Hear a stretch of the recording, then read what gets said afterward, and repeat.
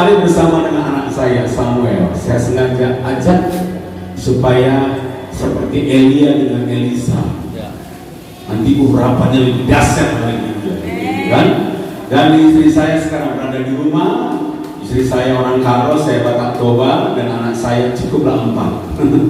Nggak tambah-tambah lagi. Yang pertama perempuan sudah tamat dari Telkom, yang kedua juga baru tamat juga dari Unimed, yang ketiga laki-laki dari kuliah, dan saya bilang stop kuliahnya sekolah Alkitab. Iya Pak. Amin. Beri ya, panggilan Tuhan itu.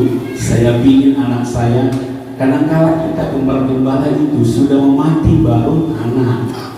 Saya tidak, mulai saya sehat, saya bimbing dia seperti Paulus dengan Timotius. Amin. Yang keempat, anak saya adalah perempuan. Pertama perempuan, kedua perempuan, ketiga laki-laki, yang keempat perempuan sekolah di St. Thomas. 3 wanita, 1 pria. Haleluya. Dan yang pria lebih ganteng dari bapaknya. Memang waktu saya berdoa, Tuhan aku mau dapat istri yang putih, yang cantik, jangan sama kayak saya. Begitu lahir, black or white. Tahu arti black or white? Hitam putih, hitam atau putih. Haleluya. Saya sangat senang sekali hari ini. Saya tadi baru tiba dan dijumpa oleh Bapak Jai sebagai anggota MD Biro PWJ. Bapak Ibu sekali, dengan tema seperti ini, saya tergugah. Kita buka dulu Roma 12 ayat 11 sebelum saya lanjut Bapak Ibu sekalian. Roma 12 ayat ke-11. Kalau di Alkitab itu R-nya huruf kecil, bukan huruf besar. Roma 12 ayat yang ke-11. Janganlah hendaknya kerajinanmu kendor, biarlah rohmu menyala dan layanilah Tuhan. Saya dikasih tema ini oleh Bapak Jai. Rohmu menyala-nyala, berarti R itu huruf kecil, itu bukan roh Allah, tapi roh kita. Amin. Bagaimana kita bisa supaya kita tidak kendor? Bagaimana kita terus menyala-nyala kalau tidak ada Roh Kudus? Dalam 1 Tesalonika pasal 5 ayat 19, jangan padamkan roh. R-nya huruf besar. Makanya saya khotbah ini ayat dengan 1 Tesalonika pasal 5 19 tidak bisa dipisahkan. Jangan padamkan roh. Kita buka yuk. 1 Tesalonika 5 ayat 19. Ayat ini singkat saja Bapak Ibu sekalian, tetapi ayat ini juga bersinambung dengan ayat tadi. Sama-sama kita baca ayat ini dengan sama-sama menjembat dengan kita dengan nada kuat. 1, 2, 3. Janganlah padamkan roh. Amin. Kalau sempat roh itu padam, maka bagaimana kita menyala? Kalau bicara padam, berarti itu identik dengan api. Lampu ini juga kalau padam atau meredup, enak nggak? Nggak enak. Kalau setengah-setengah itu nggak enak, Bapak Ibu sekalian. Oleh sebab itulah jangan padamkan roh. Bagaimana roh kita bisa menyala-nyala? Bagaimana kita bisa bergairah? Kalau nggak Roh Kudus dalam hidup kita. Kenapa saya bilang ini? Jai sudah memberitahu saya 1 bulan sebelum dia, Om bisa melayani hari Pentakosta di wilayah kami, bisa, tapi nanti jawabannya. Ketika dia datang terakhir kemarin di Medan acara Fortabda, gimana Om? Nanti minggu ini jawabannya. Betul kan Jai? Bapak Ibu sekalian, saya sedang mengalami suatu namanya Taman Getsemani. Sedang mengalami pemerasan minyak. Penderitaan yang ku alami sangat berat. Dan saya sama Ibu Gembala dan jemaat mengumumkan doa 10 malam nanti dulu. Saya seperti tidak bergairah. Istri saya sakit. Bayangkan kalau istri sakit, istri itu seorang penolong. penolong. Kalau penolong itu harus lebih kuat daripada yang ditolong. Betul nggak? Laki-laki itu lemah. Nampaknya hebat khotbah, tapi soal kekuatan, masalah kekuatan menghadapinya perempuan lebih kuat. Yang penolong lemah. Mulai bulan 1 sakitnya naik tensi, stroke. Bagaimana saya menjaga istri saya? Istri saya seperti itu. Waduh, saya down. Saya sempat down bulan 1. Tuhan, ada apa ini? Ada apa ini? Ada apa ini? Saya terus seperti malas, seperti seolah tak ada gairah, tak ada kekuatan. Tapi di situ Roh Allah bekerja. Di situ Roh Allah bekerja. Saya punya kesaksian pribadi dengan Tuhan. Dan Tuhan bicara di 12:10 malam. Dan mulai bicara satu persatu. Bagi Tuhan gampang itu semuanya. Dan 10 malam itu saya betul-betul dibakar dengan api, dibakar dengan api. Belum sampai 10 malam, baru malam pertama atau malam kedua, saya siap ke dunia sebentar. Bukan soal ongkos, bukan soal biaya, tapi saya mau menjadi berkat di Nias Utara, berapapun orang hadir. Tepuk tangan untuk Kristus. Jadi saya bisa berjalan. Walaupun sebelum bisa berjalan dia seperti biasa, dan dia bisa naik tangga, turun tangga. Macam kami di lantai 2 naik tangga dan turun tangga. Seperti duduk di belakang, dia maju di depan duduk. Saya bilang, Tuhan terima kasih. Tidak lama lagi akan sempurna kesembuhannya. Tapi saya di situ sedang dipraktekkan untuk seperti tema, biarlah rohmu menyala-nyala. Ketika Bapak Ibu mengalami taman Getsemani atau sakit penderitaan sangat berat, bisakah rohmu menyala-nyala? Kalau ada uang, bisa kita menyala-nyala. Ada berkat kita bisa menyala-nyala, itu biasa. Tapi Tuhan bicara di 10 malam itu, di dalam lembah pun aku ada. Di dalam lembah itu pun kasihku ada. Mulai bangkit, makanya janganlah padamkan roh. Sekalipun bagaimana yang kita alami tidak enak, makanya bisa menyala-nyala, yang bisa membakar kembali gairah kita adalah Roh Kudus. Amin. Pantaslah Yesus berkata kepada murid-muridnya, jangan tinggalkan Yerusalem sebelum engkau menerima janji Bapa. Karena Yesus tahu tak mampu manusia dengan kekuatannya sendiri. Jangan tinggalkan Yerusalem sebelum menantikan janji Bapa. Betul Bapak Ibu sekalian, ketika mereka Yesus naik ke surga, semua murid-muridnya berdoa di loteng Yerusalem. 120 orang berdoa di loteng Yerusalem. Haleluya, terjadi satu perubahan yang luar biasa. Kisah Rasul pasal 2, hari Pentakosta atau hari Pantekosta, hari raya besar orang Israel. Kalau di perjanjian lama disebut dengan hari raya panen raya. Semua orang berkumpul di situ bukan untuk mau dipenuhi Roh Kudus, tapi mereka merayakan, mengumpulkan semua hasil panen mereka. Betul tidak? Di situ kita berkumpul. Ternyata pas hari Pantekosta, pas hari panen raya, disitulah murid-murid yang dipenuhkan dengan Roh Kudus. Bukan kebetulan, tapi Tuhan sudah rencanakan yang luar biasa. Amin. Apa terjadi? Setelah bila dipenuhkan Roh Kudus, mereka menyala-nyala, murid-muridnya berubah. Petrus berubah. Dulu dia penakut. Petrus berubah penakut. Apa Tuhan bilang? Sebelum ayam berkokok, engkau sudah menyangkal aku 3 kali. Betul. Ketika Yesus mau disalibkan, itu Petrus muridnya. Oh tidak. Dengan dia ayam berkokok, baru ingat dia apa kata Tuhan Yesus. Tapi ketika dia dipenuhkan Roh Kudus, wow, berbeda. Orang-orang mulai mengejek, mereka sedang mabuk. Memang orang kalau dipenuhkan Roh Kudus kayak orang mabuk, betul nggak? Ruah gitu ya. Ada gelubuk-gelubuk. Orang bilang mabuk. Tapi Petrus berani berdiri berkhotbah. Hei orang Yahudi. Amin. Engkau jangan bilang mereka mabuk, ini masih pagi. Apa dia bilang? Hei engkau orang Yahudi, bilang kenapa? Yesus yang kau salibkan itu berani dia ngomong seperti itu. Kenapa dia berani bisa ngomong? Karena Roh Kudus dalam diri dia. Maka sekali berkhotbah 3.000 orang bertobat.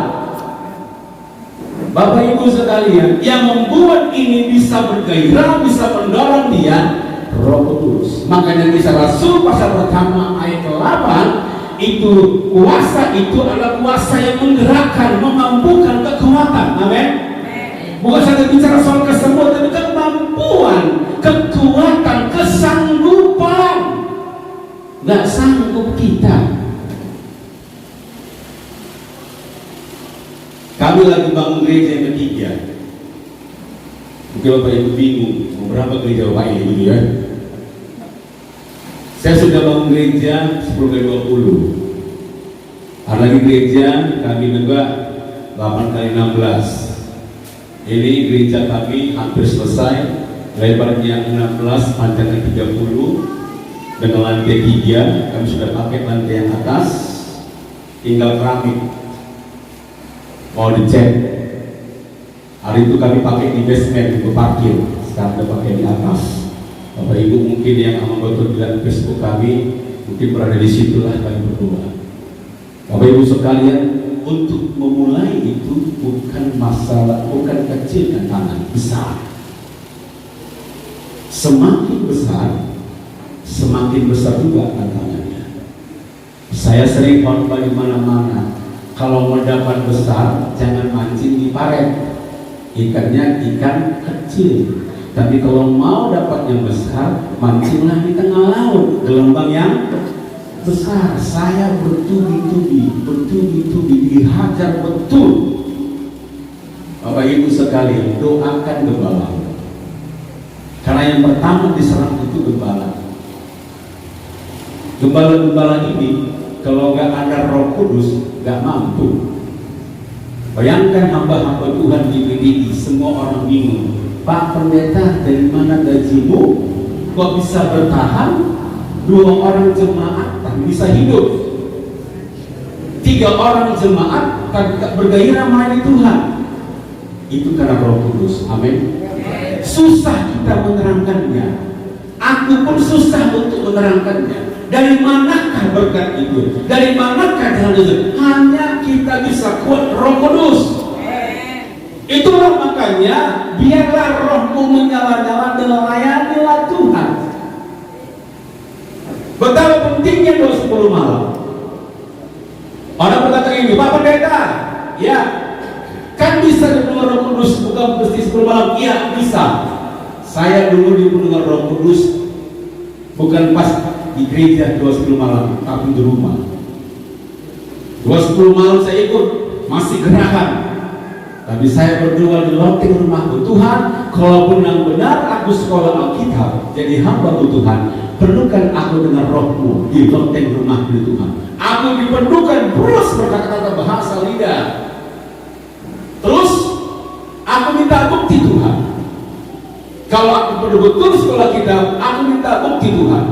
Tanda dari Tuhan. Tuhan kasih tanda. Ada seorang oknum sakit keras, hampir mati. Tiba-tiba aku dipanggil. Terkejut.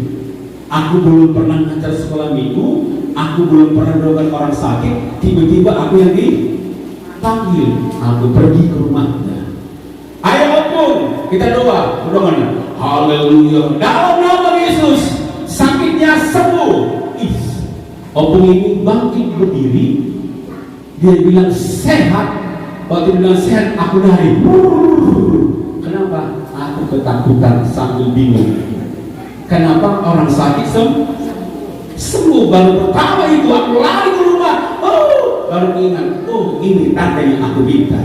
Mulai saat itu bilang, Pak, aku mau sekolah Alkitab. Orang tua aku belum GPDI. Apa dia bilang? Kalau kau jadi habutan GPDI, habutan hari ini kupecat kau dari anakku. Beri kan?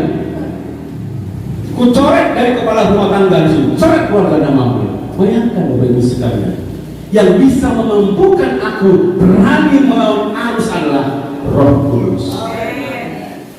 Sampai datang dia bawa parang mau diparangnya gembala kami di Kisaran. Dia bawa parang, ku parang gembalamu sampai di gerbang. Bless. Ketemu pendeta, aman.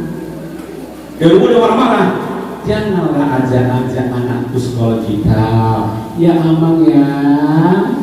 Balik ke rumah, marah. Jumpa pendeta, bless. Bapak Ibu sekalian, saya bisa mampukan itu, saya bisa lalui itu, Roh Kudus. Amin.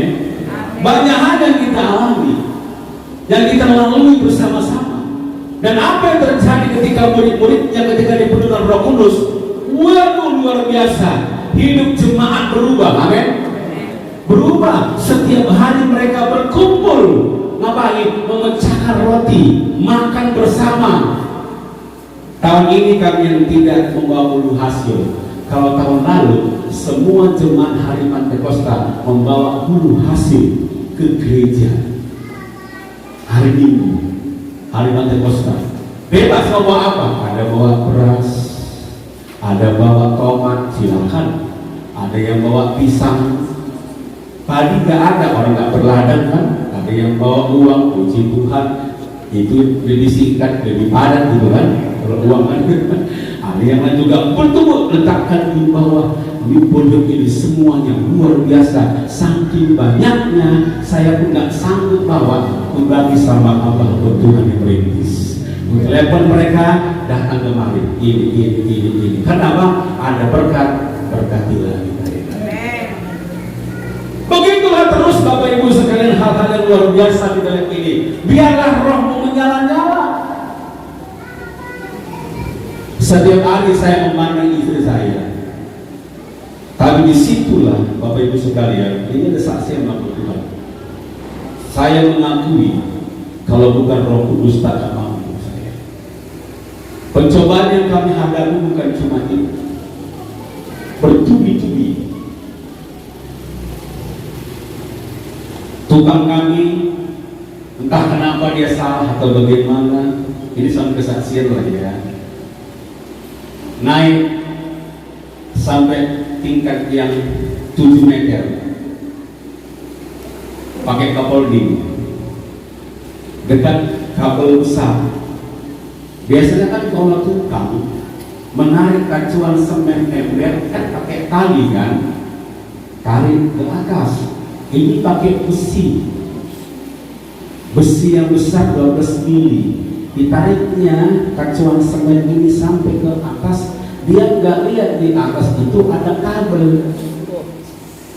Lengketlah kabel, jatuh plus dari 7 meter jatuh plus. Kalau sesuatu yang aneh orang ramai kumpul, betul nggak? Coba kalau KKR sedikit kan kumpul, ramai semua dan pendeta turun, tukangmu jatuh. Aku Tuhan, mati lah ini pikirku. Kedua dalam nama Yesus Tuhan jangan mati. Betul ya saudara? Juga dari kan gawat kalau sempat mati gimana? Pasti di stop oleh polisi. Lalu semua bingung, kita bawa ke rumah sakit. Aduh, bawa ke rumah sakit, apa yang terjadi? Periksa. Dokter bilang apa? Nggak ada masalah apa-apa.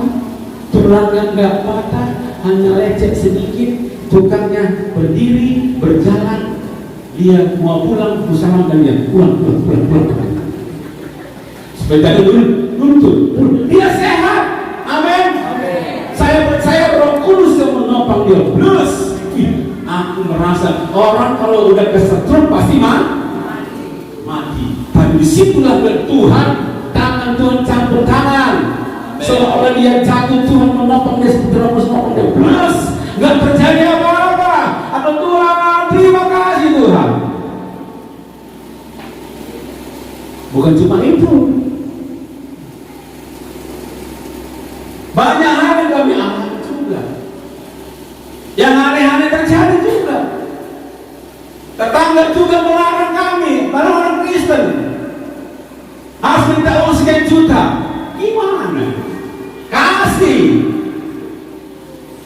Bapak Ibu sekalian.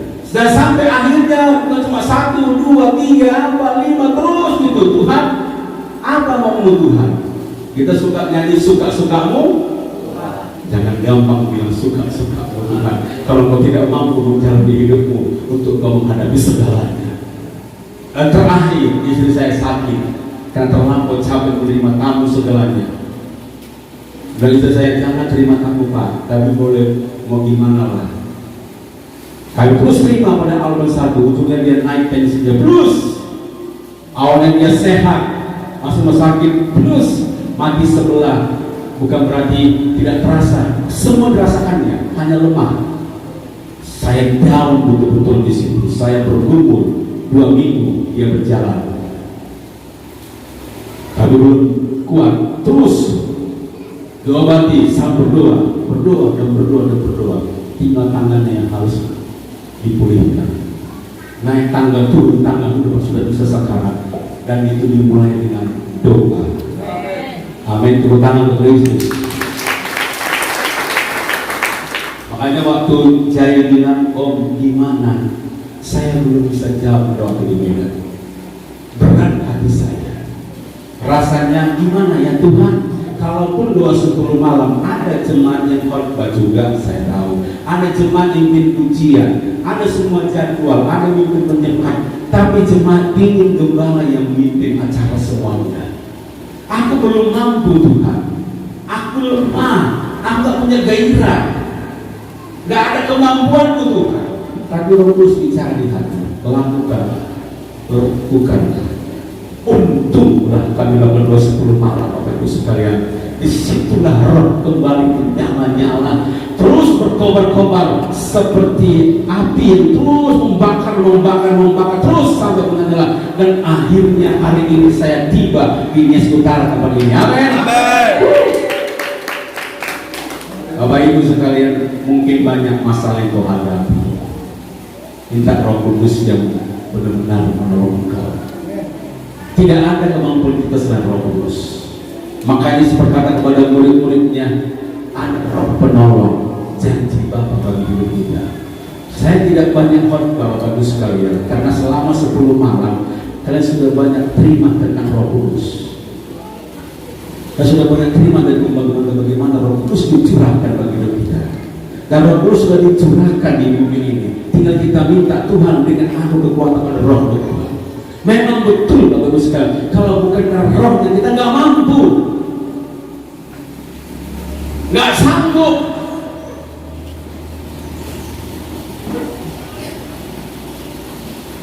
Saya percaya, saya tadi lagi di sini lagi dulu, Tuhan berkatilah wilayah ini Tuhan. Amin. Karena tadi dibilang kata pengantar tadi Pak Waruya, baru pertama ini hari Pentakosta di wilayah ini, saya percaya periode ini akan lebih banyak lagi. Jangan kecil hati. Roh Kudus akan memakai kalian semua hamba-hamba Tuhan. Lebih dahsyat lagi. Saya bilang dengan Pak J berapa sidang, 14 sidang, dan semuanya begitu banyak jemaat. Kita berdoa kegerakan Roh Kudus terjadi di Utara lebih dahsyat lagi, pertambahan sidang, pertambahan jemaat. Amin. Tadi waktu lalu tadi dipilih dari gerejanya Pak Jai, gerakan alam mulailah. Langsung ingat lagu dulu, gerakan alam mulailah. Pentakosta dimulai dengan gerakan Tuhan. Roh Kudus akan melakukan semuanya. Amin. Kita bangkit berdiri. Haleluya.